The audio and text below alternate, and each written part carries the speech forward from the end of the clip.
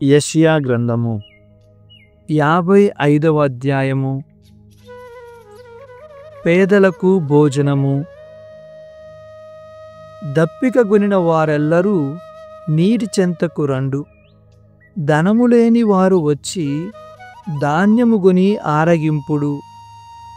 రండు, ధనమియ్యకయే ద్రాక్షారసమును పాలను కొనుడు. ఆకలి తీర్పజాలని రొట్టె మీద మీ ధనమును వెచ్చింపనేలా? మీకు తృప్తి కలిగింపని దానిపై మీ వేతనమును ఖర్చు చేయనేలా? మీరు నా మాట వినుడు, మీకు మంచి భోజనము లభించును. మీరు శ్రేష్టమైన అన్నమును భుజింతురు. నా మాట విని నా చెంతకు రండు, నా పలుకులు ఆలింపుడు, మీరు జీవము బడయుదురు. నిబంధనము. నేను మీతో శాశ్వతమైన నిబంధనము చేసుకొందును. దావీదునకు వాగ్దానము చేసిన దీవెనలు మీకిత్తును. నేను అతనిని జాతులకు నాయకునిగా, అధికారినిగా నియమించితిని. అతని ద్వారా వారికి నా శక్తి చూపించితిని. మీకిది వరకు తెలియని జాతులను మీరు ఇప్పుడు పిలుతురు. మిమ్మెరుగని ప్రజలు మీలో చేరుటకు పరిగెత్తుకొని వత్తురు. మీ ప్రభువును దేవుడను ఇశ్రాయేలు పవిత్ర దేవుడనగు నేను ఈ కార్యము చేయుదును. నేను మీకు కీర్తి అబ్బునట్లు చేయుదును. ప్రభువు చేరువలోను దూరమునను ఉండువాడు. ప్రభువు దొరుకునప్పుడే ఆయనను సమీపింపుడు. ఆయన చేరువలోనున్నప్పుడే ఆయనకు ప్రార్థన చేయుడు. దుర్మార్గులు తమ మార్గము విడనాడుదురుగాక, తమ ఆలోచన మార్చుకుందురుగాక. వారు ప్రభువు వద్దకు మరలి వచ్చినచో ఆయన వారి మీద దయచూపును. మన దేవుడు వారిని మిక్కుటముగా మన్నించును. నా ఆలోచనలు మీ ఆలోచనల వంటివి కావు, మీ మార్గములు నా మార్గముల వంటివి కావు అని ప్రభువు పలుకుచున్నాడు. ఆకాశము భూమికెంత ఎత్తుగా ఉండునో, మీ మార్గములకు మీ ఆలోచనలకు నా మార్గములు నా ఆలోచనలు అంత ఉన్నతముగా నుండును. ప్రభువు వాక్కు శక్తి కలది. వాన మంచు ఆకాశము నుండి దిగివచ్చి అచటికి మరలిపోక భూమిని తడిపి దానిమీద పైరును మొలిపించి పంట పండించును. నా నోటి నుండి వెలువడు వాక్కు కూడా ఈ రీతిగానే ఉండును. అది నిష్ఫలముగా నా యొద్దకు తిరిగి రాక నా సంకల్పమును నెరవేర్చును. నేను ఉద్దేశించిన కార్యమును సాధించును. ఆశ్వాసన గ్రంథాంతము. మీరు సంతసముతో వెడలిపోదురు. ప్రభువు మిమ్ము సమాధానముతో తోడ్కొని పోవును. మిమ్ము జూచి కొండలు తిప్పలు పాటలు పాడును. పొలములోని చెట్లన్నీ చప్పట్లు కొట్టును. ముండ్ల పొదలెదుగు తావులలో దేవదారులెదుగును. కంటకములు పెరుగు చోట గొంజి చెట్లు పెరుగును. దీని వలన ప్రభువుకు కీర్తి కలుగును. అది ఎన్నడూ చెరిపివేయబడని గుర్తుగా నిలిచియుండును. 56వ అధ్యాయము. యెషయా గ్రంథము 3వ భాగము. ప్రభువు అన్యులను కూడా తన ప్రజలలో చేర్చుకొనును. ప్రభువిట్లు నుడువుచున్నాడు, మీరు నీతి న్యాయములు పాటింపుడు. నేను సత్వరమే మిమ్ము రక్షింతును. నా ధర్మము ప్రస్ఫుటమగును. విశ్రాంతి దినమును అపవిత్రము చేయక దానిని పాటించు వానిని దీవింతును. చెడు కార్యములకు పాల్పడని వానిని నేను ఆశీర్వదింతును.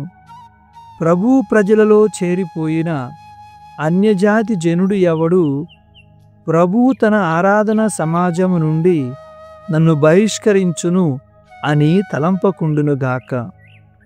నపుంసకుడు ఎవడు నేను ఎండిన చెట్టునని చెప్పకుండునుగాక. ప్రభువు ఆ నపుంసకునితో ఇట్లు చెప్పుచున్నాడు, నీవు నా విశ్రాంతి దినమును పాటింపుము, నా చిత్తము ప్రకారము జీవించి నా నిబంధనమును అనుసరింపుము. అప్పుడు నా దేవాలయమునను నా ప్రజలలోనూ నీ నామము స్మరింపబడును. నీకొక జ్ఞాపక చిహ్నము నెలకొనును. నీకు బిడ్డలు కలిగినప్పటికంటే ఈ పద్ధతి వలన నీవెక్కువ కాలము స్మరింపబడుదువు. జనులు నిన్ను ఏనాటికి విస్మరింపరు.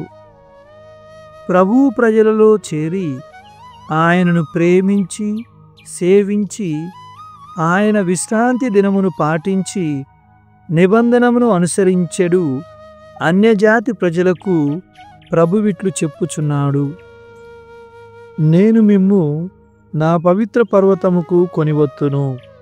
నా ప్రార్థనా మందిరమున మిమ్ము సంతోష చిత్తులను గావింతును. నా బలిపీఠముపై మీరర్పించు బలులను దహన బలులను స్వీకరింతును. నా మందిరము సకల జాతి జనులకు ప్రార్థనా మందిరమని పిలువబడును.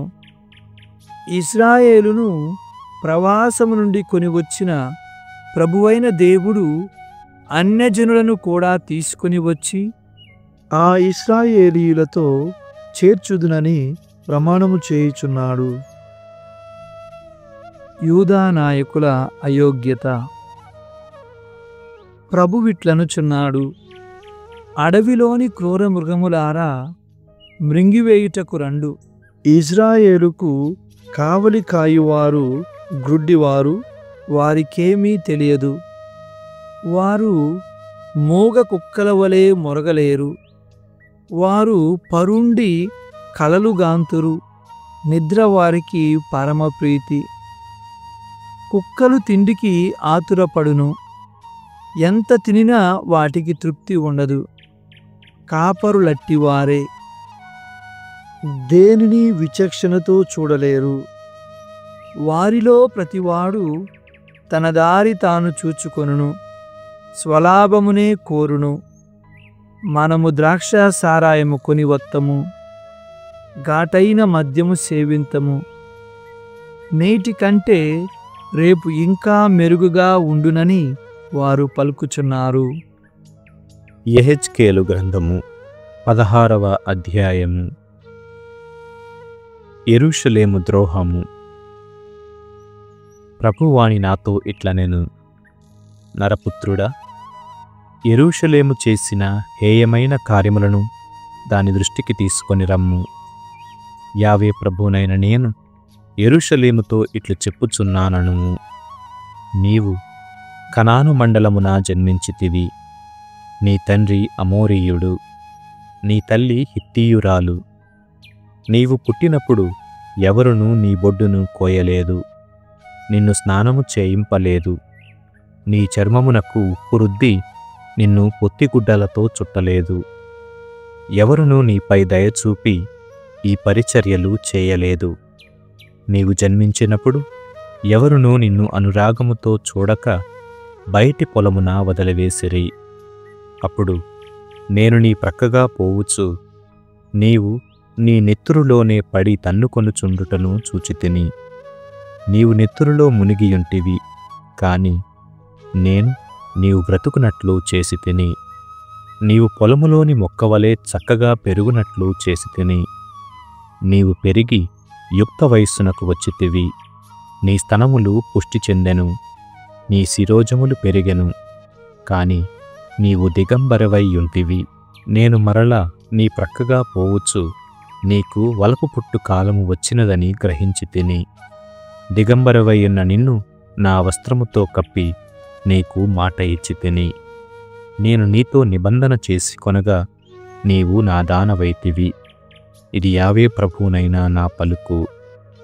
అంతట నేను నీకు స్నానము చేయించి నీ నెత్తుటిని కడిగి వేసి తిని, నీ చర్మముపై ఒలీవు తైలమును పులిమి తిని, నీకు పువ్వులు వేసిన వస్త్రమును మేలైన తోలు చెప్పులను తొడిగించి తిని, నారబట్టతో కుట్టిన నుదుటి పట్టికతోనూ పట్టు అంగీతోనూ నిన్ను అలంకరించి తిని, నిన్ను ఆభరణాలతో చేతి కంకణములతో మెడకు రత్నమాలలతో సింగారించి, నీ ముక్కునకు చెవులకు నగలు పెట్టి, నీ తలపై సొగసైన కిరీటమునుంచి తిని, నీవు వెండి బంగారములతో చేసిన సొమ్ములు ధరించితివి, బుట్టాలు వేయించిన నారబట్టలను పట్టుబట్టలను తాల్చితివి, మేలిరకపు పిండితో చేసిన రొట్టెను తేనెను ఒలీవు తైలమును భుజించితివి, సాటిలేని సొగసు కత్తెవైతివి. నేను నా తేజస్సును నీకు ప్రసాదించితిని కనుక నీవు పరిపూర్ణ సౌందర్యవతివని దేశదేశములందు పేరు తెచ్చుకొంటివి. ఇది యావే ప్రభువునైన నా వాక్కు. కాని నీ సౌందర్యము వలనను కీర్తి వలనను నీకు తల తిరిగినది. నీవు నీ చెంతకు వచ్చిన వారందరితోనూ వ్యభిచరించితివి.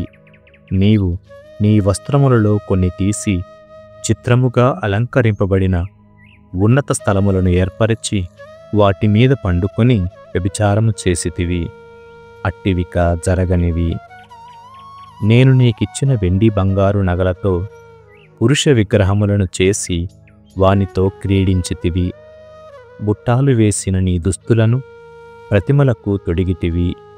నేను నీకిచ్చిన ఒలీవు తైలమును సాంబ్రాణిని వానికర్పించితివి. నేను నీకు నాణ్యమైన పిండితో చేసిన రొట్టెను ఒలీవు తైలమును తేనెను భోజనముగా నీయగా నీవు వానిని విగ్రహములకర్పించి వాని మన్నన పొందగోరితివి. ఇది యావే ప్రభువునైన నా వాక్కు. నీవు నా వలన కనిన బిడ్డలను ప్రతిమలకు బలిగా అర్పించితివి. నన్ను త్రోసిపుచ్చి జారత్వమునకు పూనుకొనుట చాలదోయన్నట్లు నా బిడ్డలను కూడా విగ్రహమునకు బలి ఇచ్చెదవా? నీవు రోత పుట్టించు వ్యభిచారిణివిగా మెలుగునప్పుడు నీ బాల్యమును జ్ఞప్తికి తెచ్చుకోవైతివి. అప్పుడు నీవు దిగంబరవైయుంటివి. నీ నెత్తుటిలో నీవే తన్నుకొనుచుంటివి. వేశ్యగా యెరూషలేము. యావే ప్రభువిట్లనుచున్నాడు, నీకు శ్రమ అనర్థము సుమా. నీవింతటి చెడ్డకు పాల్పడితివి. ఇంకను ప్రతి రహదారి ప్రక్కన విగ్రహములకు పూజామందిరము నిర్మించి వ్యభిచరించితివి. నీ సౌందర్యమును మంటగలిపి ప్రతివానికి నీ శరీరమును అర్పించుకొంటివి. నీ రంకులకు అంతము లేదయ్యను. కామపూరితులను నీ పొరుగువారునైన ఐగుప్తీయులతో శయనించితివి. నీ చీకటి తప్పుల వలన నా కోపమును రెచ్చగొట్టితివి. కావున ఇప్పుడు నేను నిన్ను శిక్షించుటకు చేతినెత్తి తిని, నీవు నా అనుగ్రహమును కోల్పోయితివి. నిన్ను ద్వేషించువారును నీ రోతపనులను అసహించుకొనువారునైన ఫిలిస్తీయులకు నిన్ను అప్పగించితిని. అంతమంది వెంట పోయినను తృప్తి చెందక నీవు అస్సీరియనుల వెంటపడితివి. వారికి వేశ్యవైతివి. కాని వారి వలనను నీకు తృప్తి కలుగలేదు. నీవు వర్తకులైన బబులోనియులకు పడుపు కత్తెవైతివి. కాని వారి వలనను తృప్తి చెందవైతివి. ప్రభువైన దేవుడు ఇట్లనుచున్నాడు, నీవు సిగ్గుమాలిన వేశ్యవై ఈ కార్యములెల్లా చేసి నా రోషమును రెచ్చగొట్టితివి. నీవు ప్రతి రహదారి ప్రక్కన ప్రతి వీధి మలుపునను విగ్రహములకు మందిరములు నిర్మించి రంకాడితివి. అయినను నీవు రంకులాడివలే డబ్బు కోరవైతివి. నీ భర్తను ప్రేమింపక అన్యులతో వ్యభిచరించు భార్య వంటి దానవు. నీవు భర్తను ప్రేమింపక అన్యులతో వ్యభిచరించు భార్య వంటి దానవు. వేశ్య డబ్బును స్వీకరించును, కాని నీవు నీ ప్రేమికులకు బహుమతులిచ్చితివి. కానుకలు అర్పించి ఎల్ల తావుల నుండి వారిని ఆకర్షించితివి. నీవు ఇతర వేశ్యల వంటి దానవు కావు. ఎవరునూ నీ వెంట పడలేదు. నీకెవరునూ డబ్బు చెల్లింపలేదు. నీవే నీ ప్రేమికులకు సొమ్ము చెల్లించితివి. కనుక నీవు ప్రత్యేకమైన వేశ్యవు. యెరూషలేమునకు శిక్ష. వేశ్యవైన యెరూషలేము, ప్రభు పలుకులు ఆలింపుము. ప్రభువిట్లు చెప్పుచున్నాడు, నీవు వేశ్యవలే బట్టలు విప్పి నీ ప్రేమికులకును హేయమైన విగ్రహములకును నీ శరీరమును అర్పించుకొంటివి. కావున నేను నీవు సుఖముననుభవించిన ప్రేమికులనందరినీ, నీకిష్టమైన వారిని అనిష్టమైన వారిని కూడా ప్రోగు చేసుకొని వత్తును. వారెల్లరూ నీ చుట్టూ నిలుచుండునట్లు చేసి నీ వలువలు ఊడదీయుదురు. వారు నీ నగ్న రూపమును చూతురు.